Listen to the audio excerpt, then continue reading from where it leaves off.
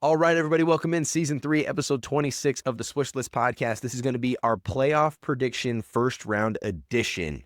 Normally, when you join the pod, if you're watching on YouTube, you'd see my brother right here next to me. He's already sent me his predictions. I'm going to cut them in on this video, so it's going to look a little bit different. If you're listening online, it should feel pretty close to the same experience. But I'm not going to hold up any longer. We're going to jump right in. We're going to talk about these games. Series number 1. The Oklahoma City Thunder versus the Phoenix Suns. Listen, we got to finish the play-in games last night. Felt like both teams that got disrespected in the first playoff game showed up. They said, we're a little bit tired of what we're hearing in the media. We are quality basketball teams. Let us prove it to you. And the Phoenix Suns did absolutely that. They dominated the Golden State Warriors, so much so you had players throwing punches. Actually, Charlotte had a punch too. Kind of interesting that happened in both games. But the Phoenix Suns are now looking at Thanos. Yeah, they're facing an impossible test. The Oklahoma City Thunder are too dominant. They have too much depth. Their players are better at every position. I don't believe that Oklahoma City is afraid of Phoenix at all. And I don't even know if Phoenix is capable of winning a game unless Jalen Green is able to deliver in the way that he did last night, right? I think he had 36 by the end of the game, and he just couldn't miss. And the thing about Jalen Green is his jumper is pure. The way he can shoot the basketball, how high he can elevate, looks fantastic. It just feels like sometimes he regresses to an 18-point-a-game player who can't make the shots versus what we got last night, which is a 36-point performance. So when I look at Phoenix and what we know about the Thunder, we know the Thunder are susceptible to losing a couple of playoff games. I think Phoenix is capable of winning a game if Jalen Green's able to give them a performance like he did last night. I believe Devin Booker will stay consistent, but nobody's going to stop Chet. Absolutely nobody's stopping SGA. Jared McCain's been quality. AJ Mitchell's still there. Lou Dort. I don't know if any NBA fan that's not a Thunder fan likes Lou Dort, but he's still a solid role player for them. And then you look at the bench. We don't even know what they're going to do if they're going to trim the rotation. They won't have to against this team. I've got the Phoenix Suns losing to the Thunder 4-1. The Oklahoma City Thunder matchup against the Suns, I think it's just going to be a sweep. This team has no business against OKC. Not enough talent. The Devin Booker as your leading player versus the number one defense in OKC. I have no faith in the Suns in that type of series. I think OKC would sweep them. Now moving to the Detroit Pistons versus the Orlando Magic. I called for Paolo Banchero to attack the basket more. I called for him to go for an inside-out game, be aggressive. What I loved out of the play-in game was the fact that not only was he aggressive in the half court, but he was running the floor on the fast break. Get yourself some easy buckets, build some rhythm, and then use that to hit the shots that you love to take. That's the recipe for success for this Orlando Magic team, is Paolo continuing to attack, stout defense, and Desmond Bane staying the most consistent player that they have on this roster. But when you look at the Detroit Pistons, they're not the Charlotte Hornets.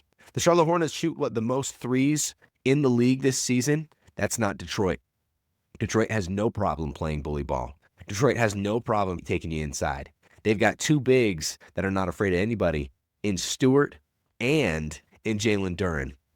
All-star level Jalen Duren. And then you also have the superstar Cade Cunningham, who's the best player in the series. I love the lean on great talent. And one of the things that I particularly really love about this Pistons team is the role players like Dennis Jenkins got the chance to step up while Cade was away. So their confidence is now at a different level. And I don't think you need a 100% healthy Cade to beat this Magic team. Oftentimes, they'll beat themselves. So I'm going to take the Pistons to win this series. I also have this as a 4-1 because I believe the Pistons are young. They don't have a lot of playoff experience. I don't think they're just going to know how to put the Magic away right off the bat, but give me the Pistons in a 4-1 series gentleman sweep. The Magic have just been up and down all season. Injuries leading into the playoffs never ends up going well. Chemistry issues. He was taking the shot at the end of the game. It seems like they were having that issue against the 76ers when they played them. So unless they can figure this out in the next couple of days and Franz can get real healthy and start to lead this team again, I would assume that the Pistons will take care of them in either a sweep or a gentleman's sweep. It's just no real competition for that Magic team there. Going down to the Boston Celtics. The Boston Celtics play the 76ers. The Sixers are the greatest if team in the playoffs.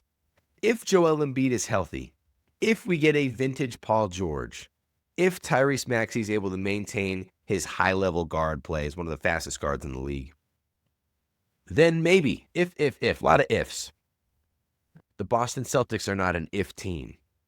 The Boston Celtics have playoff and championship pedigree from top to bottom. And the Boston Celtics deliver on a very consistent basis. And so you have to go with the more consistent team. And at this point now, I almost feel like Jaylen Brown and Jason Tatum are at home beating Philly in Philly. So this series feels like it's going to go to the Boston Celtics. I'm going to take the Boston Celtics in 6 games. I think there's a couple of opportunities for Joel Embiid to go back to who he was as an MVP player. But when you look at the totality of what this team's capable of doing and how the Celtics have beaten Joel when he's been healthy, when he's been an MVP or otherwise, there's just nobody in Philly that's going to be able to stop the dynamic duo of Tatum and Brown and the role players, Peyton Pritchard. I think he's ready to go. I think Derek White's ready to go. I can't wait to watch these guys play some basketball. Celtics versus 76ers. I'm not sure on the timeline of Joel Embiid coming back, but it looks like he's not going to be here. So Jason Tatum's healthy. Jaylen Brown still looking like a top 5 player in the league right now.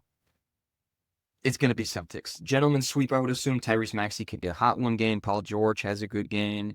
They've got a solid lineup, but I think the Celtics are the 2 seed for a reason this year. They were able to stay as that 2 seed even without Jason Tatum. So they get Jason Tatum back. I don't see a world where the 76ers take this more than 5 games. Moving to the West, the San Antonio Spurs versus the Portland Trail Blazers. This is kind of a fun matchup because Deni Avdija is one of the greatest drivers in the league. Man drives to the basket like nobody's business. Now, does he grift for fouls? Sometimes, yeah.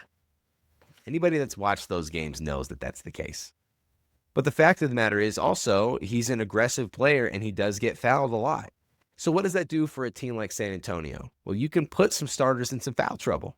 You can put Stephon Castle in foul trouble a little bit. So now you're going with the backups. You maybe put Wemby in foul trouble for a game, so you're getting a lot more Luke Cornett than you are Victor Wembanyama. And what does that do, right? Starters against backups? That's an advantage. Deni Avdija creates a hidden advantage with his style of play. But he's also running into the best defender in the league, the best rim protector in the league, the alien Victor Wembanyama. I love to watch great players do great things in the biggest moments. This is Wemby's first opportunity to see the postseason, and I actually think he's going to be incredible. I believe that the Trailblazers will win 1 game, mainly because they're going to put some guys in foul trouble at some point, probably maybe game 4. But what the Spurs are, the depth that they have, the team chemistry, the quality play from top to bottom, I got to stick with San Antonio on this one, 4-1. The greatest series in the first round, the Nuggets versus the Timberwolves. These are 2 teams that do not like each other. These are 2 teams that have played, I think, 28 times since 2022. Anthony Edwards versus Nikola Jokic. I don't know if you would say David versus Goliath, but with how much Ant gets discredited for all NBA and MVP conversations, it almost has that type of... Spurs look like the team to beat if it's not the Oklahoma City Thunder. Wemby's first playoff series. I'm super excited to see what we get out of him for the entire team too. De'Aaron Fox, Stephon Castle. Really excited to see what these players are able to do, and they get a matchup with the Trailblazers, who have some talent. You have Drew Holiday. You have Deni Avdija. I would expect Deni Avdija to have a couple games where he's just able to go off, and in one of those games they steal the win. But we're probably going to see a gentleman's sweep from the Spurs here. Now, the greatest series in the first round, the Nuggets versus the Timberwolves. These are 2 teams that do not like each other. These are 2 teams that have played, I think, 28 times since 2022. Anthony Edwards versus Nikola Jokic. I don't know if you would say David versus Goliath, but with how much Ant gets discredited for all NBA and MVP conversations, it almost seems like that could be the case. I got to ride with my guys, though. Anybody that knows me knows I'm a Minnesota Timberwolves fan, and there's no way that I'm not taking my Timberwolves against the Nuggets team that we've beaten in the playoffs before.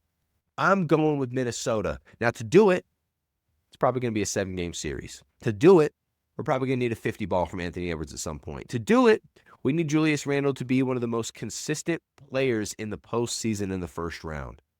Are they capable? Absolutely. Will it happen? Only time will tell.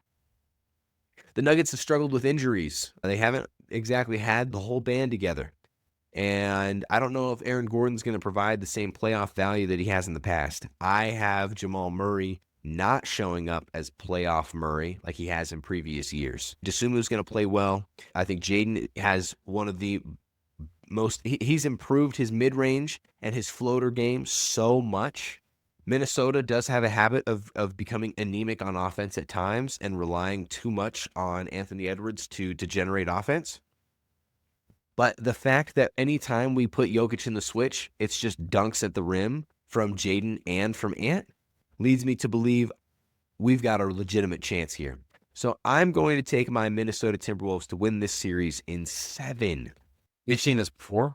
We've seen it multiple times. This is a competitive series, but unless Anthony Edwards is averaging about 40 points per game, I'm going to lean on Jokic, Jamal Murray to really take over. The Nuggets just got healthy, ended the season with winning 12 in a row. I don't know if the Timberwolves this year are the type of team that can take care of that.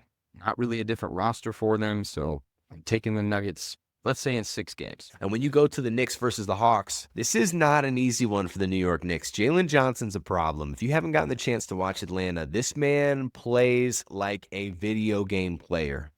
He's going to dunk on Karl Anthony Towns, I think, at some point in this series. Now, I have the Knicks winning the series, but Knicks fans aren't going to be happy about how it happens.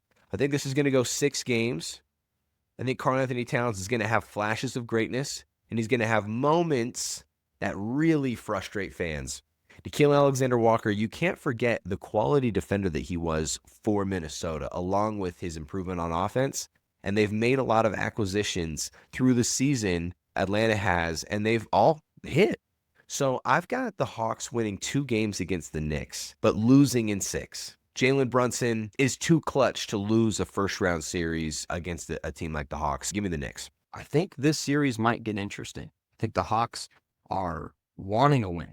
They finished the season out really well, and the Knicks did really well too. But I think this is going to be a closer matchup than what people think. I think Brunson's going to have a great series, but I also think Nickeil Alexander-Walker can cave back into that defensive role that he did for, say, the Timberwolves team and really play some good defense on it. And if it's not him, then it can be Dyson Daniels. But the pickups of C.J. McCollum, the pickup of Kuminga, Jalen Johnson, I really like what this Hawks team could potentially do versus this Knicks team that we've seen before. Cavs, Raptors. Seems like the Cavs sort of started to figure things out towards the end of the year. The addition of James Harden has been working out for them. They finish as that 4 seed, end the season really well. Donovan Mitchell's going to be doing this thing. Jarrett Allen's just coming off of an injury, so Cavs are going to be healthy. And then with the Raptors, Scotty Barnes has close to a defensive player of the year type of year. Brandon Ingram has a great season, but I'm going to lean towards the team that's been in this. Kind of an enigma here. I don't know. This might be the series that people forget about a little bit. But Donovan Mitchell and James Harden are playing in this series. Do you want to see a better Evan Mobley? Of course, we all do. When you look at Donovan Mitchell and James Harden, have they fallen short in the postseason year after year after year? Of course, we know this. But I also struggle to figure out what the Raptors' identity is. They've got Scotty Barnes, who's this very extremely versatile defender, gets a sneaky 20. Brandon Ingram, tough shot maker. But who are the Toronto Raptors? I feel like I know who the Cavs are a little bit more, and I think they know who they are a little bit more. I've got the Cleveland Cavaliers winning this series, but somehow I think it goes the distance. This is going to be a 6 or 7 game series in my opinion, but give me Cleveland. For the final series, Lakers versus the Rockets. The magnitude of LeBron James over the course of 20-plus seasons culminates in a series like this. LeBron has been so great for so long, he almost makes you believe that he's going to win this series. There's something in the back of your mind. There's an itch you can't scratch that says, do not bet against LeBron in the postseason. Do not bet on Kevin Durant in the postseason. And that's the conundrum. That's where I'm stuck. My glorious king, LeBron James, I'd love to see him pull it off one more time, to put the Superman cape on one more time. And I believe that he will for a game. But when you look at a 5-game series, I don't believe that the Lakers have the offensive talent around LeBron to be able to compete with Amen Thompson, Kevin Durant, Alperen Sengun, Now, the Rockets have had bench players that have lost their way a little bit this season on offense. They've had chemistry issues as well. The only way the Lakers make it out of this series is if they steal some games early. You got to disrupt this team and get into their heads a little bit. But if the Rockets win game one, I think we know where this is headed. I've got LeBron puts the cape on for one game in a 4-1 win against Houston. Talk about an undermanned team. LeBron's not going to have any help here. He doesn't have AR. He doesn't have Luka. Those two guys combined for 65 points a game throughout the regular season. So maybe if LeBron was still 35 years old, but we're looking at a 41-year-old LeBron James up against Kevin Durant and a healthy Rockets team. So regardless of if they have a point guard or not, I'm going to take the Rockets here in just 5 games, honestly. These are our playoff predictions for round one. My favorite to win it all this season is San Antonio. It would be the most incredible run from a first-time playoff player in Victor Wembanyama, but you can't tell me you wouldn't want to watch it. Rhoman's picking the Thunder. Boston is sneaky. You got to watch out for them. But this feels like more of a top-heavy, less upset playoff run, at least in the first round. But let me tell you something else. This is must-see TV on a night-in, night-out basis. So we're excited. We're going to, I believe Sunday night or Monday night, we'll record again. We'll give you our thoughts on some of the first games, along with a couple of our more traditional takes, ranking players and such. So continue to tune in and tap in with us. And listen, we know that, we're going to pick some series right. We're going to pick some series wrong. We're going to pick some games right. We're going to pick some wrong. And we've gotten a lot of heat online. And that's what you get if you're going to make videos like this, okay? If you can't stand the heat, you got to get out of the kitchen. And we're built for it. So listen, if you don't like our takes, let us know. Feel free to give us a follow, comment online. If you want to save our posts and come and rip us apart after your team wins the series, we love it. You'll probably see us reply. Once again, please give us a follow and subscribe on YouTube, Instagram, TikTok, Facebook, wherever you are, we are. Tap in with us. That's it for Season 3, Episode 26 of the Swishlist Podcast. We are out.